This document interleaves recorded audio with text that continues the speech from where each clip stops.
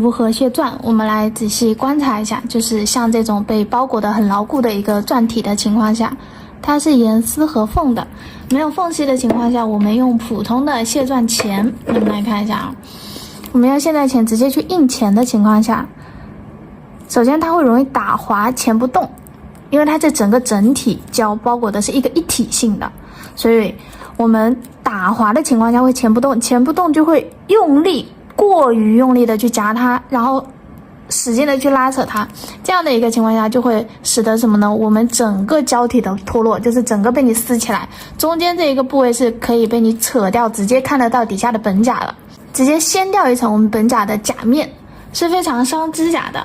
而且顾客会在你拉扯的过程当中，甲床会觉得特别的疼，所以是不可以这个样子的，是非常不安全的一个操作，而且会伤害顾客本甲，并且在操作美甲的过程当中给顾客带来疼痛，他就会觉得很不舒服。那么我们要做的是什么呢？安全且快速的卸甲。那我们来看一下这个卸甲头，我们来看一下这个卸钻头，它是什么呢？它头是平的，而且它这个螺纹是非常锋利的，跟普通的卸钻头是完全不一样的。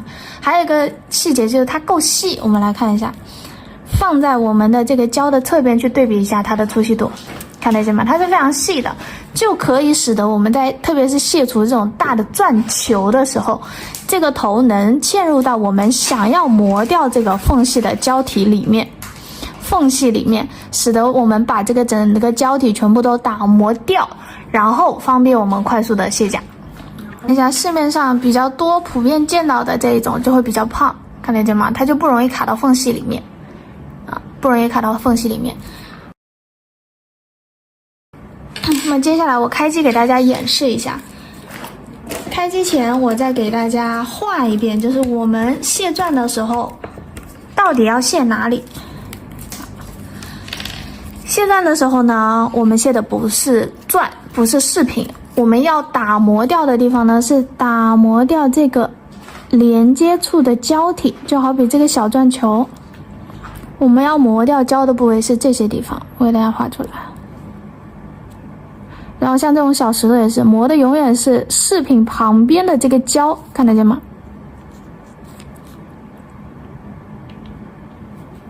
只要把包裹住它的胶给磨掉了之后，我们的饰品就会很容易被卸下来了。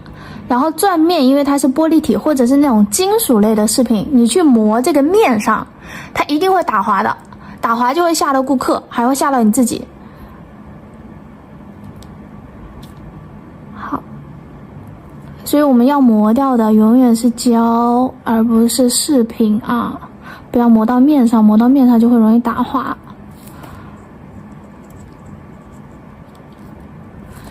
可以看得明白我们要磨掉哪里了吗？好，那么老师开机给大家演示一下。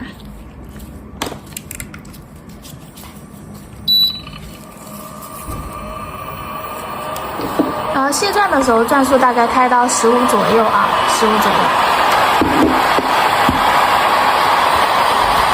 小拇指一定要找到支撑点，因为我们在打磨金属类的或者是大面积的钻饰的时候，很容易打到面上，一不小心它就会容易打滑，所以支撑点很重要。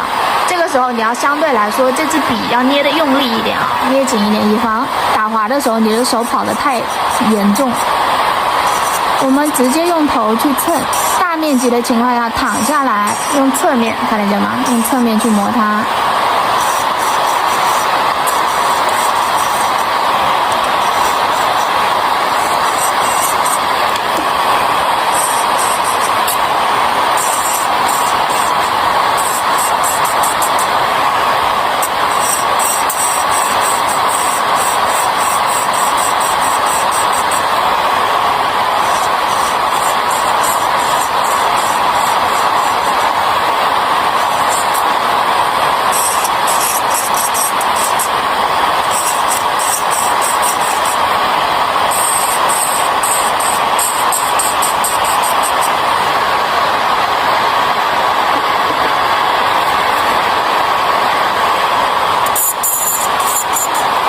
我们再来看一个细节啊，就是我们在磨这种要是比较大的胶体的话，我们的受力点一定不是往下压，一直去抠这个甲面的，看得见吗？这个是下压。我们的受力是什么呢？侧过来往这个胶的缝隙里面去用力的，是斜向的一个用力，看得到吗？是往这个侧边去做一个用力的，而不是往甲面垂直的受力。这个受力大家一定要记清楚一点。我们要磨掉的是包裹住钻饰的旁边周围那一圈的胶进去，而不是下去。这个受力大家一定要仔细听明白啊。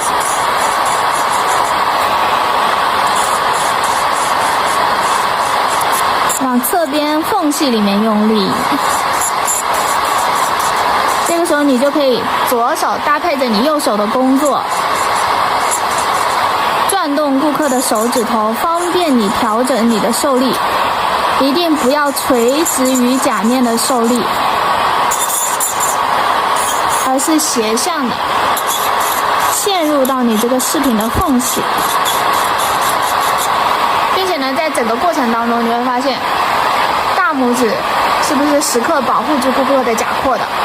因为你卸钻头，你不管再怎么卸，顾客都不会感觉到恐惧啊，他会害怕。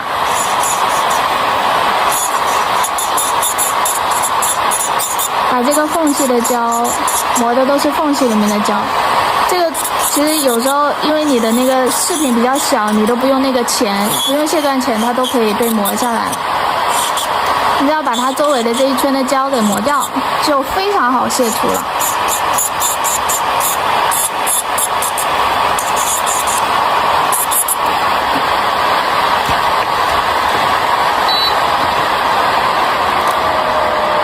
我们再轻轻的，这个真的就轻轻一碰它就掉下来了，看得见吗？不需要很用力的去整个拉扯的。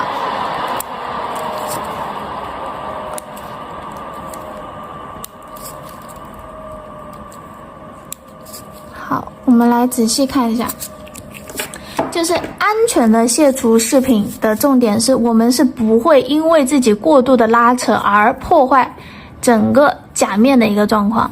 你要是把它扯掉了，它就会扯掉底下的本甲的一层，硬扯的话会出坑。所以我们一定要安全的操作卸钻，这个又快，卸的又干净，而且还可以做日式留一层。就是这个顾客是什么呢？这个顾客是贴片延长，在我没有破坏掉我整体甲面胶体的一个情况下，我可以用打磨机做日式留一层的卸除手法的啊。好的，来我们来再近距离观察一下，底部的款式是没有任何受损的，看得见吗？我们只是把饰品卸掉了。好，我们卸钻的过程当中，胶体过粘的情况下，就是我们粘钻胶太粘了，它会有一点点堵到我们的这个什么，堵到我们打磨头的这个尖尖的部位。如果它变得不锋利了，被堵住了啊，有很厚一坨胶体的情况下，我们就是正常操作，堵住，我们就直接拿起这个清洁刷啊，要有一个也是同样支撑点啊，不要让它打滑，轻轻的刷一下，堵住的地方轻轻刷一下，然后刷掉它的粉屑。我们再来看一下，它就干净了，看得见吗？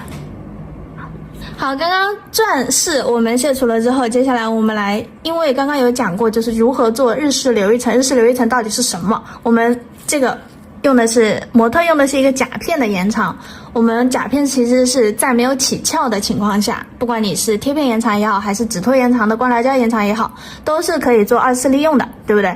那么我们如何二次利用？首先第一个，卸钻的时候就不能把它卸坏了，理不理解这个细节？你卸钻的时候把它卸坏了，就不能二次利用了啊。那么完整的拆除钻了之后呢，我们来看一下，做日式留一层需要用到2款打磨头，一款是粗的，然后一款是细的啊，这个是绿标和小粉标。大家来看一下，就是我们的卸甲头，它会有一个什么呢？有一个这个叫防尘帽。首先它有一个色标的作用，就是我们的粗的打磨头、细的打磨头的色标的不同。然后其次，这个防尘帽是什么呢？它是可以调节的啊，就是如果你习惯性的使用长一点点，你装打磨头的时候想要装长一点，特别是像这种就是客甲比较长的，建议大家就是留长一点。好，那如果你要习惯性的装短一点，这个都是可以调节的。然后放放在我们的打磨机上面来看一下，轻微的留一个1毫米的空隙就可以了。然后它在整个卸除的过程当中会产生大量的灰尘，这个防尘帽就是防止大量的灰尘进入我们的机芯的。然后一定要保留一个这个什么呢？保留一个这个1毫米的缝隙，不然你压得太紧了，它就会产生一个什么反向的拉扯，使得你在卸甲的过程当中，你这个打磨笔转得不够丝滑，所以一定要有这个非常非常小的一个缝隙。我们再来看一下，就是这么一点点的缝隙就可以了，只要不紧紧的贴住，不要紧紧的贴住它这个细节。那么先用我们的滤标做一个快速卸除的动作。我们先来认识一下打磨头要使用到的部位啊，打磨头要使用到的部位，它会有3个部分，一个是这个头部，看一下这个叫头部，然后这个叫腰部，我们会用到头部和腰部。这个尾部的地方它会容易打滑，不建议大家使用啊，所以头部和腰部。那么卸除甲面我们要用到什么呢？什么样的一个角度？我们先来看一下。首先这里会有一个起始点，起始点是我们侧甲廓，看得到吗？这里是侧甲廓，靠近皮肤的部位我们就要相对谨慎一点啊。侧甲廓，然后这里是靠近后甲廓的部位，然后再转过来，这边这是1区，看得到吗？这一个弧度1区。好，然后剩下的区域全部都是2区。然后因为这里我怕大家不清楚，我们来看一下，我给大家画一个更清晰的版本。起始点是在哪里？看一下啊，一样，起始点是在侧甲廓的这个地方，肉肉的这个地方起点，然后到什么呢？后甲廓，再到这边的侧甲廓，一起顺下来啊。我用这个横线去给它涂满，这里是1区。好，然后呢，剩下的这个部位就是2区。1区和2区会有一个角度和打磨头的使用部位的一个区别，我给大家先演示一下，因为开转速了，怕大家看不清楚。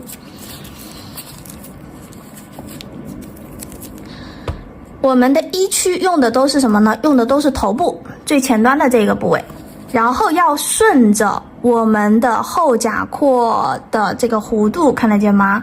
去调整我们打磨头的角度。看一下啊，这边的话是这个样子，由上到下转上来，然后到后缘它是不是躺平了？看得见吗？然后到这边它又斜下来了，是这个样子的一个角度啊。再给大家演示一遍。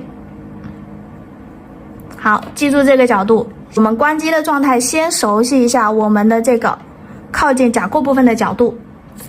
然后接下来2区用的是什么呢？2区用的就是这个腰部啊，用的不是头部了。腰部直接躺平在甲面上，看得见吗？躺平啊，然后由上往下。我们在调整角度的时候，左手它不是一个衣架子，重点啊，左手是辅助我们右手操作我们整个所有的美甲流程的。当我要去贴近这里的时候，贴近右侧的时候，我这边手指头就要转过来，我们的眼睛，我们的视觉区域一定要看得见，特别是靠近皮肤的这些位置，你眼睛一定要看得见，看得见这个皮肤在哪，你再下你的打磨头，这样才是相对安全的，理不理解这个细节？然后你看啊，我先这个手指头是这个角度，看得见吗？然后到后缘，我要去磨后缘的时候，它平过来了，然后到这边的时候，我又把它转过来了。所以我们的左手它一直在不停的调整我们顾客手部的手指头的一个角度，达到配合我们右手工作的一个流程啊。然后等我们要用腰部去大面积的卸除2区的时候，看得见吗？同样，顾客的手指头我们也有在做微调的。好，这个就是我们角度的讲解。接下来我开机直接给大家做一个卸除的演示啊。那我们来看一下，一样，我们卸钻和卸甲用的都是15，15000钻啊。但是你可以根据自己的手速去做一个微调，就比如说你实在是开到13、12，可不可以？当然也可以。你觉得它太快了，你会怕的情况下，你可以转速先开低一点，但是低于10就不建议了，它的震感就会很强。然后你开到你的手速特别快，你甚至开到20也是可以的，理不理解？这些都需要根据自己的手速去做一个准确的调整的啊，它不是死的，好不好？人是活的，明白吗？好，那我们来了解一下如何辨别一个卸甲头的好坏。第一是排血力，然后第二个是丝滑感，这2点大家一定要先记住一下。首先我们来了解一下排血力强是一个什么样的表现。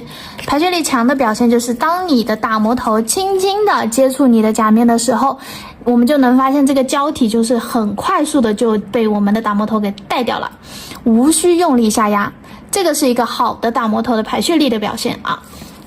那么排血力不好，最直观的表现就是无效排血。我们会发现无效排血是什么呢？就是我们要打磨它的时候，因为它这个刀没有被开刃过，然后磨的时候呢就会磨不动胶，磨不动胶呢我们就会向下用力压着去磨胶。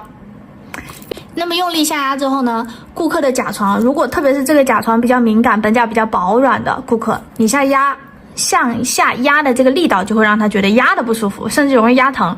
然后其次你下压的时候呢，压力越强，我们的摩擦力就会越强，摩擦生热，大家都知道吧？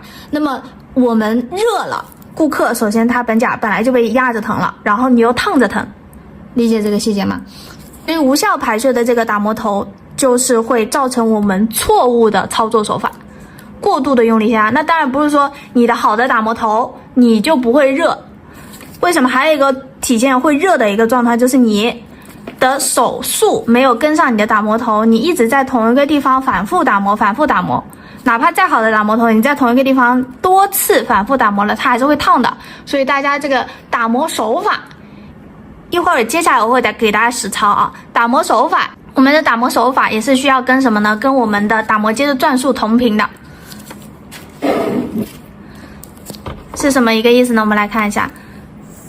正常情况下，我们卸甲的转速大概是在15左右。如果你的手速特别快，就是你这个跟打磨机特别的熟，你掌控它特别的好，你在往下带动胶体的时候，你特别的快速，那么你的转速就可以开得更高，理不理解？那当然，你是新手，你比较慢的一个情况下，你的转速就可以相对来说开低一点，开12、13都是可以的。那样你就可以相对慢一点，但是还有一个重点就是不要在同一个地方反复多次打磨，你要动起来，一会儿我教大家怎么动啊。然后第二是什么？第二是丝滑感。丝滑感是什么呢？就是特别是越长的顾客的指甲感觉就会越明显，就是当你在拖动你的这个打磨头，你在磨它的过程当中呢，震感会很强，就是整个有那种应该怎么描述，咔咔咔咔咔的那种感觉，顾客的整个手头就会他的甲床就会觉得一直震得很不舒服，这就叫丝滑感。所以好的打磨头一定要满足这2点啊，满足这2点。那么我开机给大家实操了。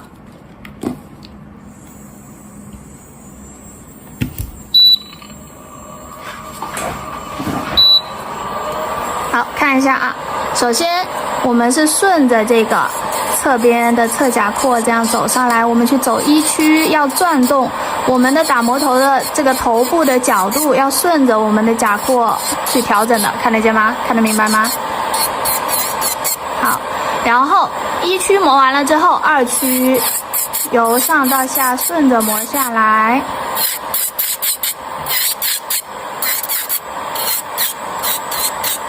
用的就是腰部，然后呢是一层一层的磨掉的。卸甲的时候记住，我们一定是一层一层磨掉的，绝对不是什么，绝对不是你在一个地方先磨出坑来，然后再去下一个地方再磨，不是这个样子的啊。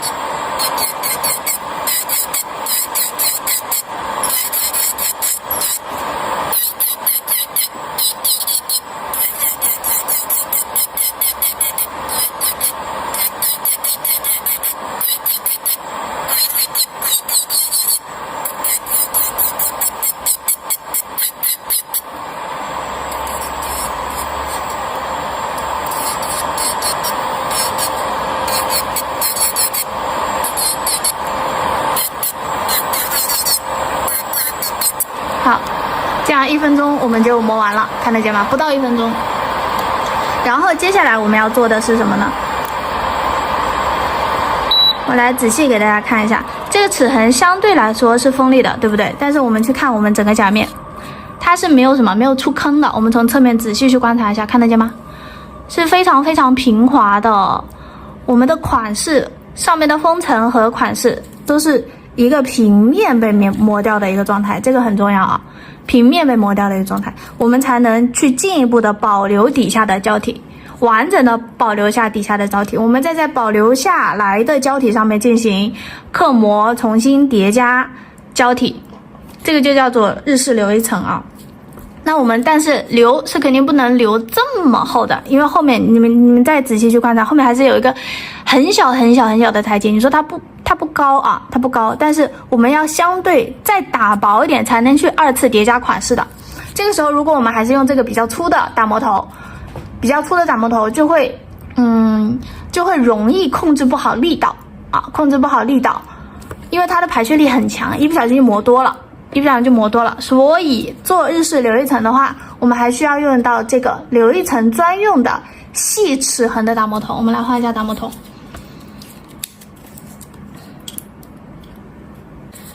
但有一个细节就是一样，你不管用任何打磨头，你只要是卸除甲面的时候一样，1区和2区啊，角度，首先第一个角度，然后第二个使用到的头部和腰部的使用部位都是一模一样的啊，这个是没有区别的。然后同样是一层一层的打磨的，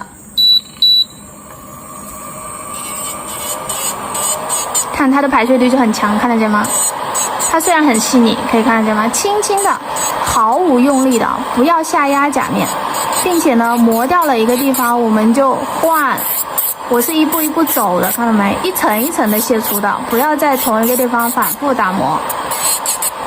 然后相对中间比较厚的地方稍微磨掉一点，方便我们去做什么呢？去做接下来2次叠加的一个款式啊。然后我们左手辅助我们的右手，调整顾客的手指的角度，方便我们的打磨头更加贴合我们要磨掉的部位。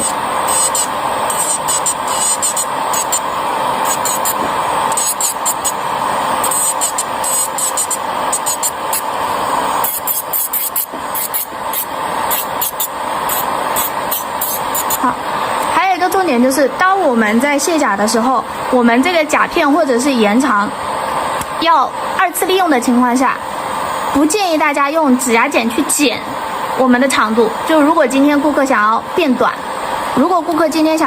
的一个情况下，我们一定是用磨的。这个磨是有技巧的，教大家啊，用打磨机的腰部啊，用打磨头的腰部去垂直，看得见吗？是垂直于我们的甲面，这样子的啊，这样子的一个角度，看得见吗？垂直，然后这样是垂直于我们甲面，但是它是一个倾斜的角度的垂直，去磨短顾客的指甲，磨短它就不会什么呢？起翘。如果我们用指甲剪去剪，这里就会容易产生变形，然后我们硬的胶体就会崩掉，会崩裂，我们的这个2次利用就没有办法接着用了，因为它崩裂了。明白这个细节吗？好，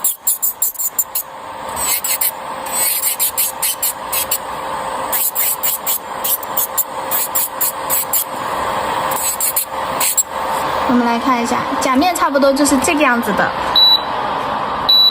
一个厚薄度的保留。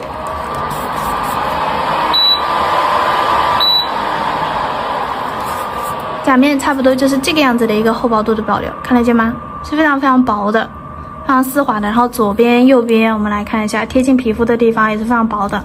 这个样子我们的甲片就可以进行2次利用，做前处理，然后在胶体上刻磨，重新叠加底胶。然后如果你的长度是这么长的话，建议大家再重新叠加一层延长胶，保证我们延长甲的一个硬度，然后再去做款式就可以了。